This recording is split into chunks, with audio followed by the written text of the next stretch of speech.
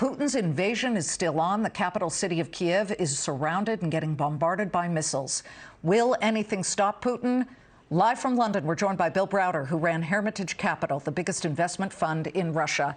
Browder exposed corruption by Putin and his oligarchs and is known, as we said, Bill, as Putin enemy number one. In your opinion, how are the sanctions working so far?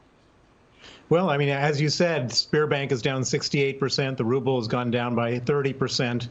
People are standing in line trying to get their money out of ATMs. It looks like we've hit him pretty hard. We've given Putin a real strong black eye for what he's done, and you know, I don't think he anticipated this. I think he thought that we weren't going to be serious about this, but we have been, and we're seeing it right now. Man, it's unbelievable. In October, it took 69 ruble to buy a dollar. Thursday, it plummeted to 84. Today, the ruble has fallen below 1 cent. The currency exchange rates are quoting, what, 107 ruble to the U.S. dollar. What is that doing to Putin's psychology right now to see this? Well, Putin is a guy who absolutely hates to be humiliated.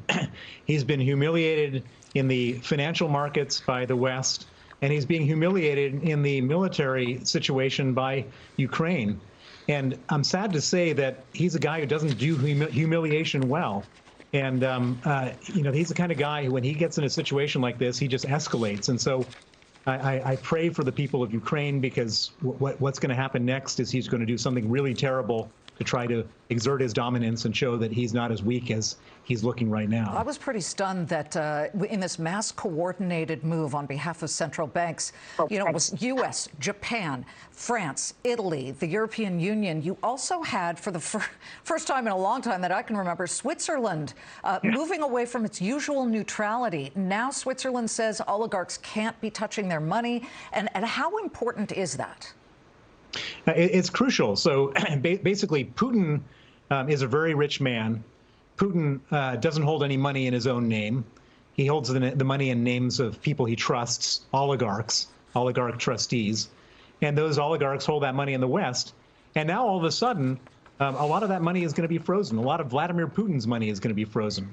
And you should understand that this guy spent the last 20 years stealing and killing, imprisoning to get all that money. And worked hard. He worked hard to steal all that money, and now all of a sudden he can't get that money. And I think that really will upset him.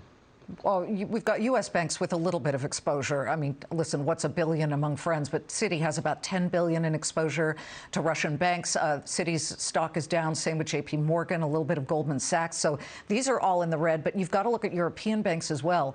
Commerzbank, HSBC, Deutsche Bank, Credit Suisse. They are also getting hurt.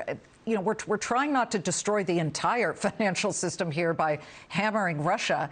Is there a way that we can further finally stop him? And is it simply to attack the heavy-duty finances of these oligarchs? Well, I mean, basically, you know, he has torn up the rule book, the post-war rule book. He's torn up the United Nations rule book. He's bringing absolute sort of pain and chaos on a neighboring European country.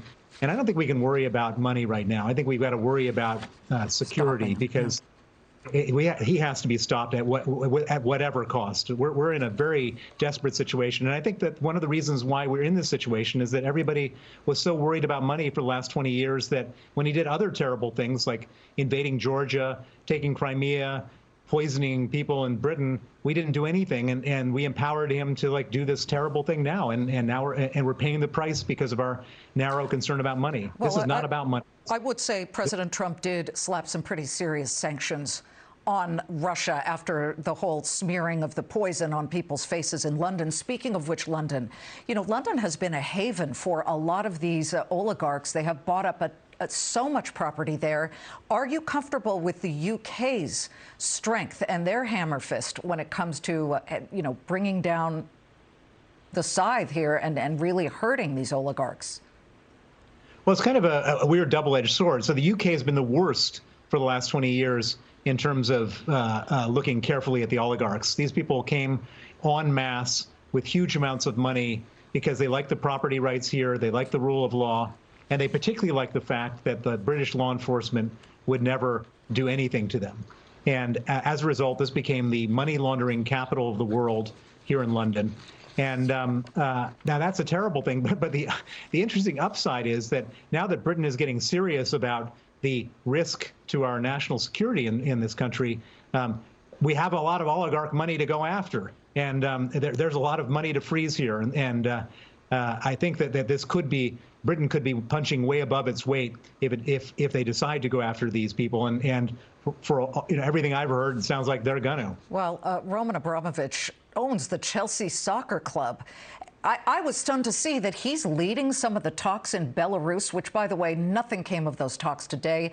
The Ukrainians and the Russians met face to face in one of the sort of the nearby the border Belarusian area. And I mean, I looked at this, I said, well, the fighting's still going on. We've been showing columns of Russian military vehicles going along. But, Abramovich, is he a key link here? Well, Abramovich is no. I mean, first of all, there will be no ceasefire negotiations from Russia. Putin will never back down. Putin is not a guy who compromises, agrees, back down. Putin is a guy who wants to conquer. And so all these negotiations are just theater. Will he press the button? Will he press the nuclear button, Bill? You know him. You've been inside his mind. He has the capacity to do almost anything. And he really is the most dangerous man in the world. And that's why we have to do everything possible to stop him. We've got to raise the price of this in every way possible, because this man truly could lead us to the end of the world if he's he's a terrible, terrible man with absolutely no regard for human life. And all he cares about is his own survival. He is a trapped animal, it appears, at least right now, due great part to the sanctions that have been imposed upon him and the central bank there.